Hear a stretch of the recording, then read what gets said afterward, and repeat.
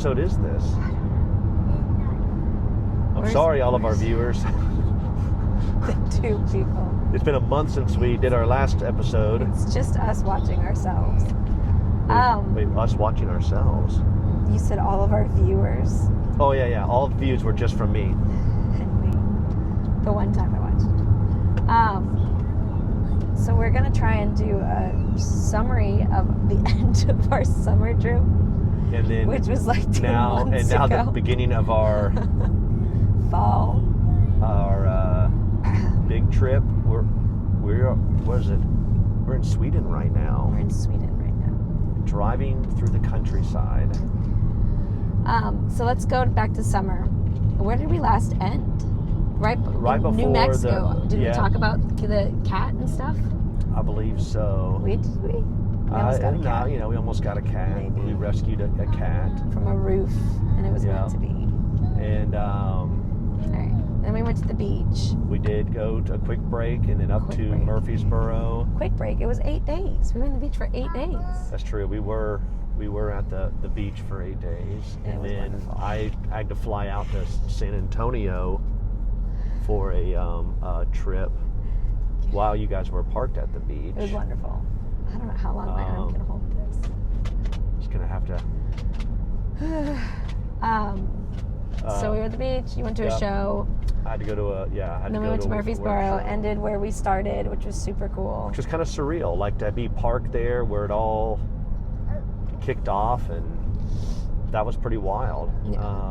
Oh my gosh, Swedish McDonald's off the highway. We just ate breakfast. I know, but Yes. there probably was like Yeah, Mama. Oh, okay. nothing says like French fries and a cappuccino. No, and so yeah, it was. I would say after we got back from Murfreesboro and kind of wrapped up the whole thing. I don't like this. It was, it was. We knew at the beginning how fast, was it 73 days would go, but it was really crazy to see how quickly it did fly by, and then. We went through and,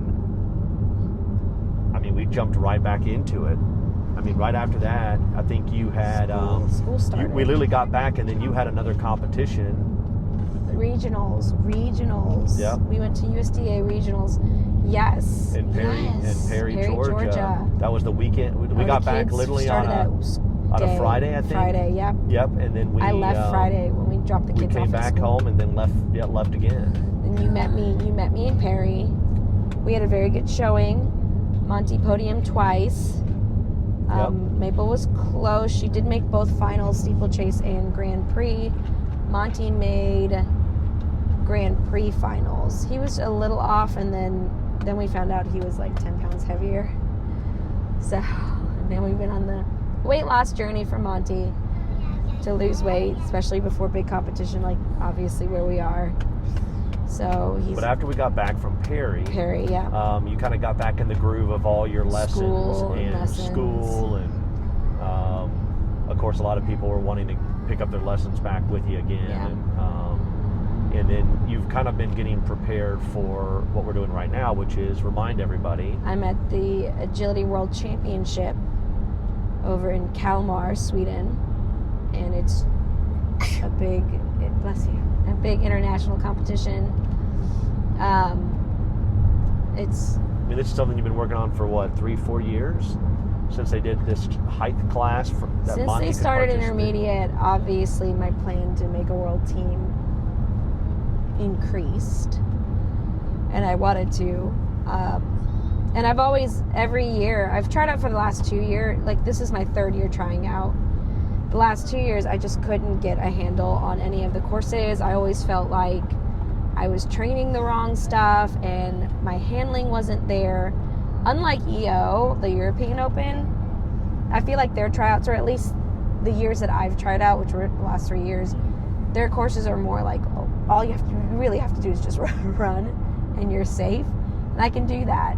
I felt like the AWC courses or the tryouts were a little bit more handler intensive and training, and Monty and I kind of fell short on that with him listening, and this year it just came together, and then we made the team for the first time. I mean, which was amazing, because I mean, it's my only third time trying out, but no, it was a big deal for you to be able to get on it. And a couple weeks ago, we had, like we talked about in one of the episodes earlier this summer, one of the stops was out in Salt Lake City, Utah, for a world team practice. So after Perry, Georgia, we went to New Jersey. We had to go to New Jersey and had your parents come up and watch the kids, and we literally did a turn and burn from Alabama.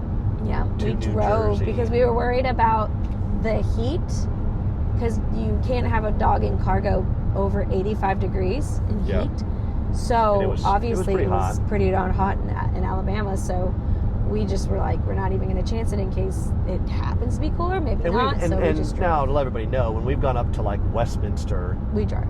we've done this exact same turn and burn, like same route. Yeah. You know, we've been to this area before, so it can be done. Now, not having the children with us makes it, yes, considerably easier Very and faster. But we did have an interesting. Well, first of all, Monty, you were kind of nervous that he got hurt. Well, we were running. What really happened? We got there on Friday and had half a day of practice, which was great. He did fabulous. And then at the last run on Friday, the last little sequence, he like ran and landed weird, and then he was like lame. And I'm, of course, that's always nerve-wracking. So we stopped and we checked, and it looked like his pad had torn, and he was on turf, and he doesn't run on turf very often. So we decided to just pull him Saturday.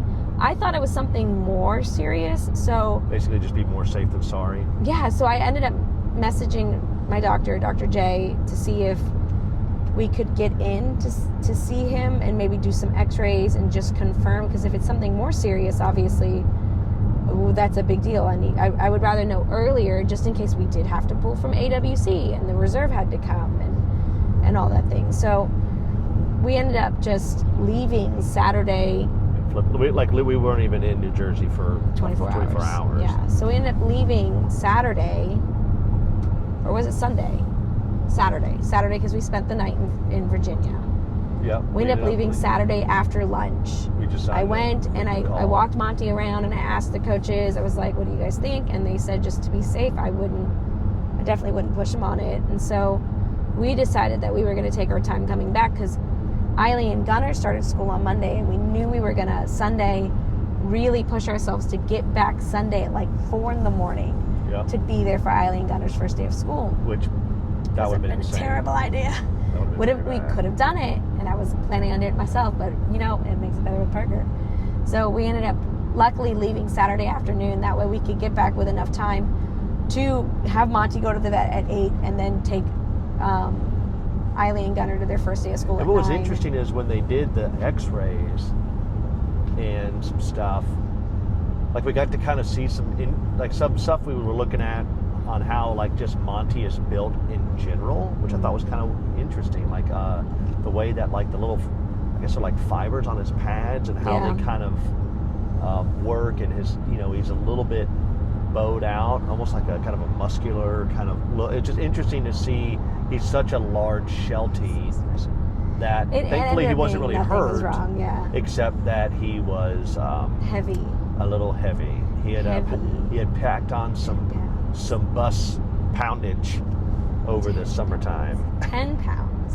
Yes. So it was wearing on his muscles and his joints. It was just like the vet. What did he equated it to a pro athlete? It'd be like like a pro football player, which we are wearing some Alabama gear right now. Roll Tide in Sweden on football Saturday, but. No, he equated it almost like, imagine having a pro player who took like 3 or 4 months off, and then they just went back out in the field immediately to go play at the highest level. Like, it's going to give you some bad strains and stuff. But I mean, leading up to where we are right now in Sweden, you were training. You had him on this like weight loss regimen when we got back from New Jersey. Like, I mean, Yeah, you were out there jogging yourself, and we were running 2 miles, running on the concrete to try and get his pads toughened up. I did get to go up to a friend's turf facility one of the weekends and work on turf. Where was that again? Frankenweg. It's right on the border between Tennessee and Alabama. Like you're going up towards Nashville on 65. Super, super great facility. Very nice turf, and it was nice to get him on there for him to get used to it right before we're competing on turf.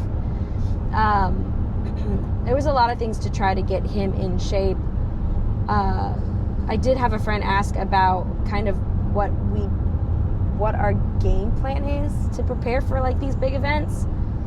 And for this, I knew the judges that were judging the team agility and team jumpers. So my focus was on them and their courses. So almost twice a week, I was setting up their courses to train on and get a feel of what tricks they put in there. And of course, I'm looking over course maps from European judges just to get myself prepared for that.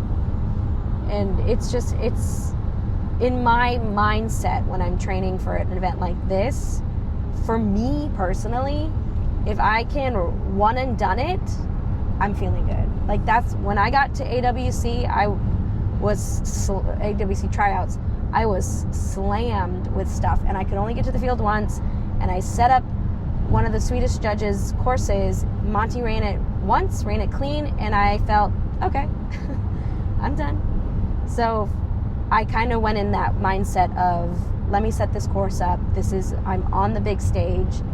This is me trying to run clean and run fast. And we did really well. There were a couple times where I took for granted like start lines. So making sure I was connected from the very beginning, it's a lot of the times that Monty and I do mess up is our connections off, whether I'm focused on trying to get somewhere or I take for granted a straight line and I just assume he's going to take it. So kind of putting those things in my head, and on my worksheets, we got maps from the judges for practice.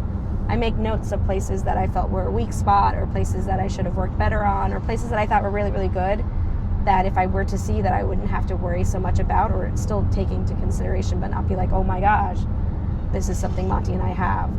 So going into training for an event like this, and any big event, like whether it's AKC Nationals, I always pulled the judges' courses that are doing the event and read over their maps, set up some courses that there's similarities. You can see that so-and-so likes this beginning, or so-and-so really likes to have the pinwheel, and kind of setting those courses up and practicing them. So it's, when I get to a competition and I see something, it's like, oh, I've seen this before. So that's kind of how I prepared. Now kind of walk everybody through, a lot of people, I'm sure that watch, have never flown overseas with a dog. And what does that mean? It is kind of cool that we're going to Sweden because you are also part Swedish. So we're going to see some family over here at the same time. But, okay, what equipment do you use for the dog? Like, how does, you don't just fly with the dog. You got to have a lot of different paperwork. We do. We walk everybody through that process. We put Monty in cargo. So a lot of people are able to travel with their dog in cabin, having them as service animals. Monty's not. He's not going to be a service animal. He likes to bark, and I could not pass that dog as a service animal. He's well behaved. Yeah, maybe Maple. But Maple for sure could probably. Monty can't, and he's big, and we've got 4 small children, and to add a dog in cabin would have been. Can you imagine? We take up like 2 rows of seats. We took up seats 2 of the middle on a rows. Plane, Gunner plus kicked over his smoothie. That. He would have kicked it on Monty. Monty would have been covered in smoothie. Oh, can you imagine how mad I would have been after that? I was already mad about the smoothie. Oh gosh. No. Okay, what do you do? Explain to everybody like this vet paperwork from the state of Alabama. So, and how big of a deal, and then also, we'll be sensitive to this, but like what that recently, that situation that really threw an interesting scenario. So you have to, again, if you make a team or something, the teammates and the coaches are all there to help you. So I actually had a cheat sheet from a team member from 2 years ago when we first traveled overseas with Monty to Denmark. We were coming to Denmark. Yep. So I had a cheat sheet, and I kept it all these years. And every year I travel with Monty, I print it off just to make sure I have it right. So if you ever need anybody's advice, you can always ask a teammate. And because I really don't know much about it. I'm just following what's on that paper that she gave me and assuming it's correct. But luckily, our judge, you do have to have an accredited, or our vet, or we do have to have an accredited vet that does do the travel stuff. And so we've got a vet over at 280 Animal Medical Center, Dr. Whiten, who has done this before. He works a lot with people that do travel with their pets a lot, so he's in the know. So he's very, very helpful. And if he doesn't, he always researches it depending on what country we're going to. And so you print off something from USDA vet paperwork. You print it off. You fill out as much as you can. There's certain things that you have to be wary of, like the date is always throwing me off because it's your European date. So you have to do day, month, year, which is completely different than what we do. So it's super interesting to try to do that. But you fill out some of the paperwork. It's about 4 sheets that they look at over here. There's an extra sheet that I fill out just to be safe. But you give it to the vet 10 days before you arrive in the country. So it's not like you could do it 3 months ago and be like, oh, I'm good. You have to do it 10 days before. There's certain stipulations, like your rabies has to be given after your microchip, or vice versa, something like that. Like there's certain things that, again, consult with your vet that knows what they're doing, because they do have to be accredited. That it has to be one of those. It has to be given. So like two years ago, I think Monty's rabies was given after his microchip, and we had to microchip him again or something weird like that. So there's little things you have to make sure that you are prepared for. But then the big vet for the state. Okay, so then you go to the vet 10 days before. Ours was, we got to the vet on the 5th. That was the earliest we could get an appointment in. So we were at the vet on the 5th. You do a physical exam. They make sure everything looks good. He fills out the paperwork. He signs his name, and then he sends it off to the big vet of the state. And so we did that. It was a Friday. Yep. And usually, the next day you get it back. Like you do overnight, next day air. And unfortunately. And so Friday, I said, okay, what is the last day that when should I be nervous that I don't have my paperwork? Well, Monday night. If you don't have your paperwork Monday night, call me Tuesday. Didn't get my paperwork Monday night, so I called Tuesday, and I'm like, we leave on Thursday. Like, I don't have paperwork. And they were like, oh, okay, let's look into it. And finally, it turns out. So if you guys have been watching the news, the head vet, which I think was a state-appointed physician, she was definitely a retired one down in Auburn. That was the woman who was just out walking her dog and was murdered. And it's been all over the news. And so, which, we continue to lift she and her family up in prayers on that, because it's terrible. And so that's the lady. That was the lady that was supposed to endorse the travel certificate. So I called Tuesday, and they were like, they're scrambling to find a vet that can take over her position, or at least take over the load that she has right now to approve. And so they said they were going to put my documents at the top of the list, because they know it's pretty urgent. And of course you're in this like, oh my gosh, it's terrible for the family. And then it's like, well, what do we do? Like, I continued packing because I just assumed it would eventually work out. And then the people at the vet office, they were great. They were like, I'm pretty sure it's going to work out. It's just going to be a little bit crazy beforehand. And I figured that's about how we roll and everything. So. But it all came together last minute. It came together. I got the paperwork Wednesday at 10:54. Got a deer, Swedish deer. Got the paperwork at 10:54 in the morning on Wednesday, and felt great. Another thing that we have, now we don't work with them or anything, but explain your impact dog crate and how that works. We should film it. Well, what do a we'll do little is film we'll film it, and I'll kind of put some stuff sprinkled in here. But that crate goes through, and you put food with it and water and all the paperwork is on top. So we'll show how it is, but it's supposed to have access for food and for water without opening the crate. I've got the access for the water. I still have not been able to figure out how do you get the food in without opening the crate. I mean, luckily, what we normally do is, we're so close to Atlanta, and this is for anything with the V Ruff cruise stuff like this, or with the other business. You can fly anywhere in the world, so thankfully it's just a direct shot. We're not changing flights, so we just drive over to Atlanta.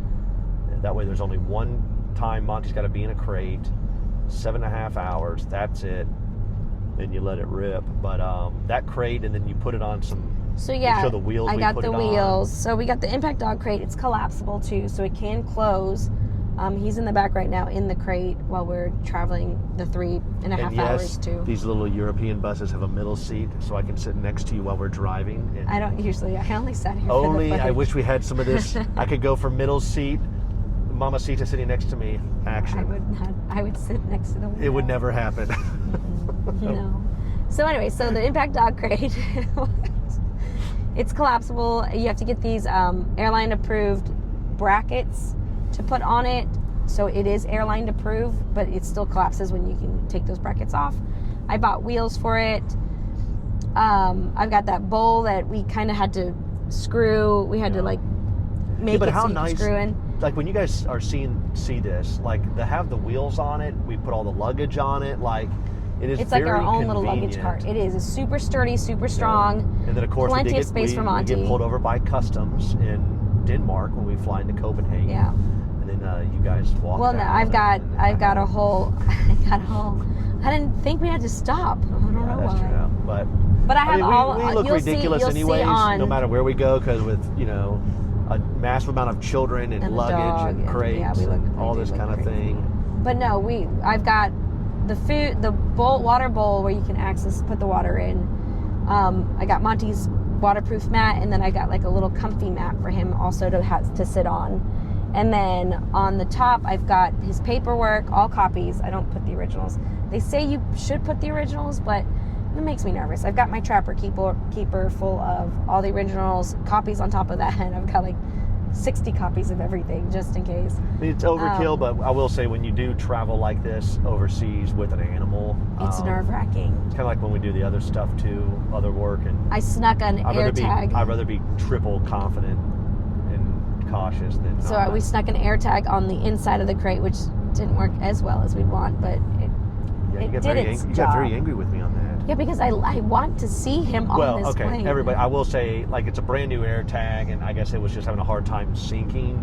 So when we take off from Atlanta, it's not showing Monty on the plane. And when we landed in it's saying Copenhagen, that he's still in Atlanta, and then we land. And I'm like, I tell you what, everybody, I got the biggest look of disgust and anger from this good-looking woman that it was bad. But hey, guess what? He was there. The pilot confirmed he was on there.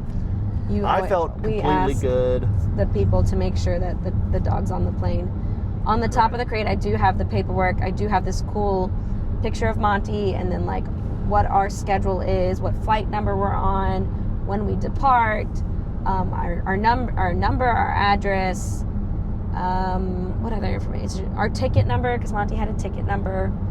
I put it on there in the header, so we'll show that too. It's all the information. Even though it is a lot of paperwork and work, it's really not that bad though. It isn't. It's just making sure. Correct. And then, but it is pretty cool when you take your dog overseas and you're like, wow, we're in so-and-so. I mean, we were on the coast and the beach last night in Copenhagen, and we got Monty with us, and he's barking at the waves and having a good time. And I just wish I could bring my dogs. yes, we have not done it with multiple dogs, but I don't see why that would be. I was so tempted to put Maple in that crate because she could technically put in the crate. She could have, yeah. But then having to do the whole vet stuff with Maple too, and we'll do it next time. Let's just not push our luck on this.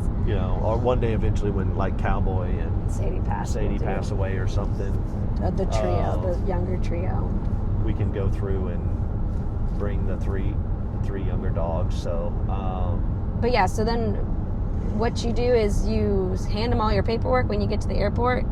They check it all. They take pictures of your crate, make sure it's a proper setup.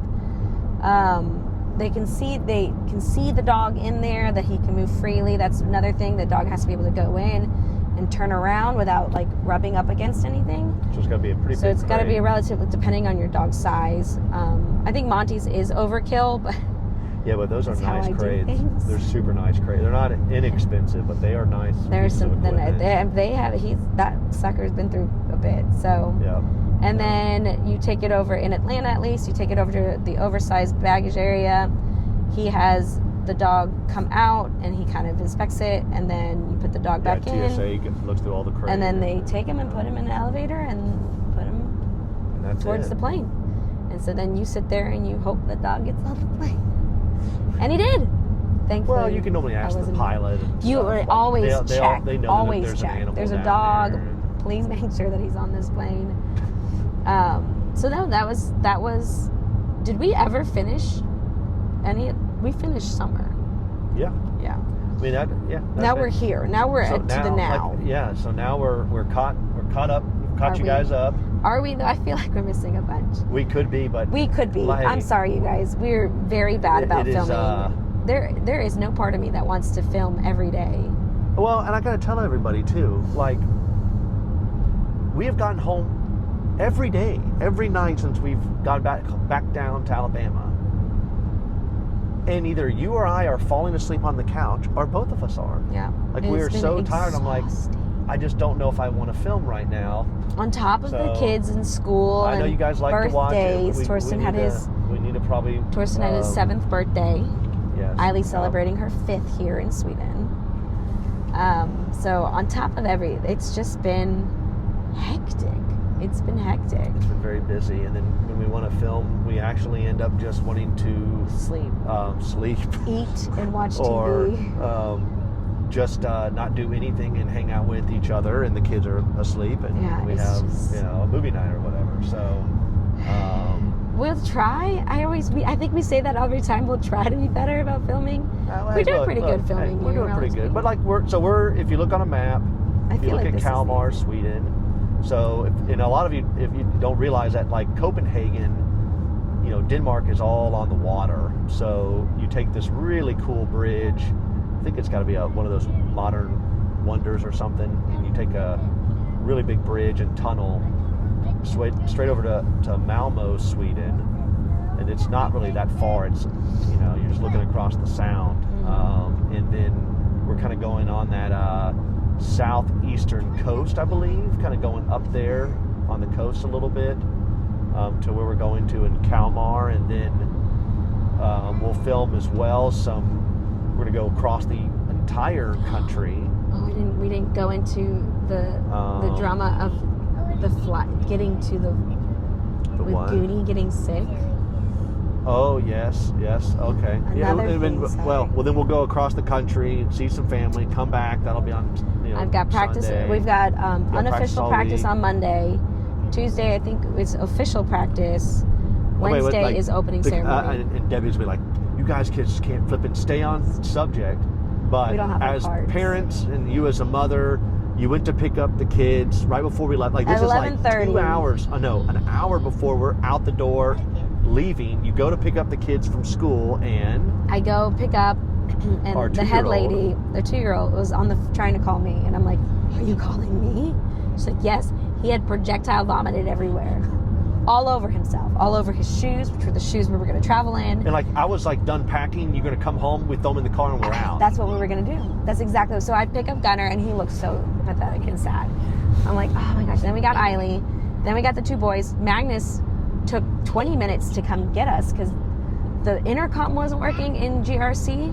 So he was just sitting there doing schoolwork, and Torsten and I were like, "Where's Magnus?" Yeah. 20 minutes later, he shows up, and he's like, "The intercom didn't work. I was wondering where you were." And I'm like, "Okay, great." That was another added time that we weren't planning. We were planning on leaving at noon, and so then I call up Parker, and I was like, "We got the kids in the car. I'm driving home, which is 5 minutes from the school."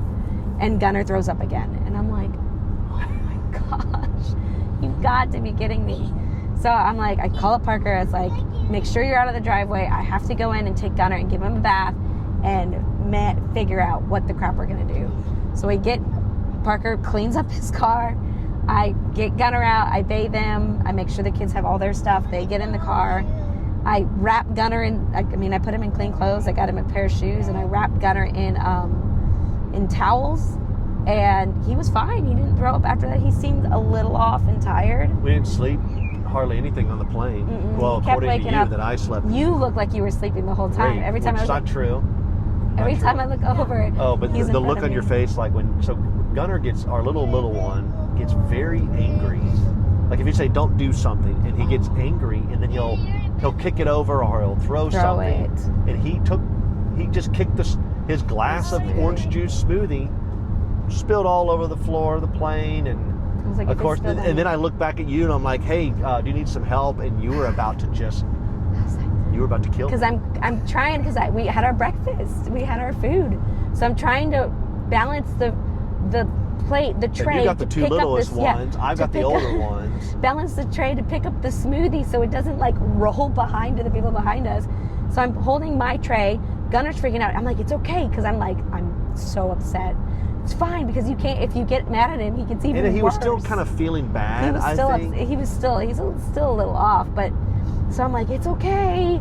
It's okay. Oh, God. So I'm trying to balance my thing while get the smoothie.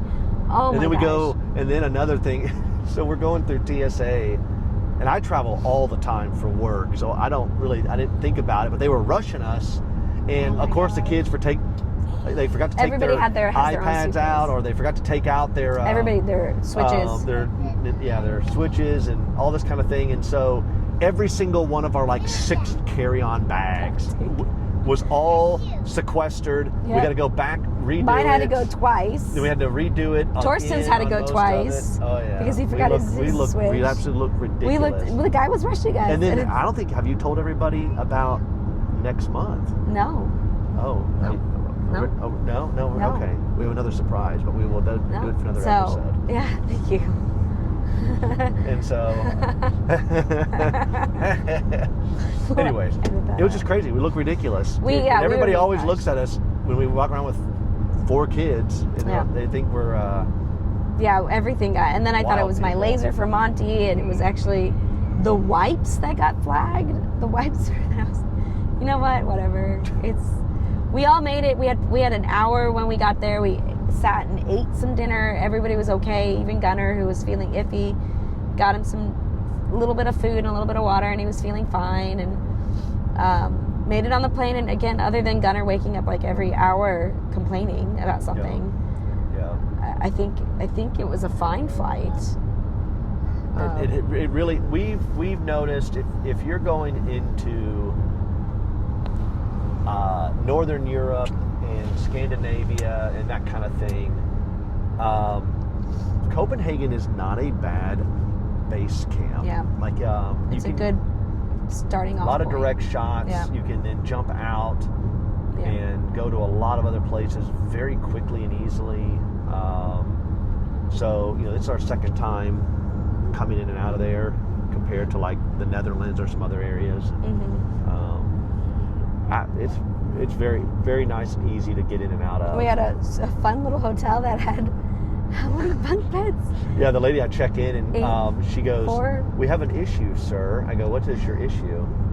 She goes, well, this room is one of our largest rooms. I said, oh, well, that's good. It was only booked for 2 adults.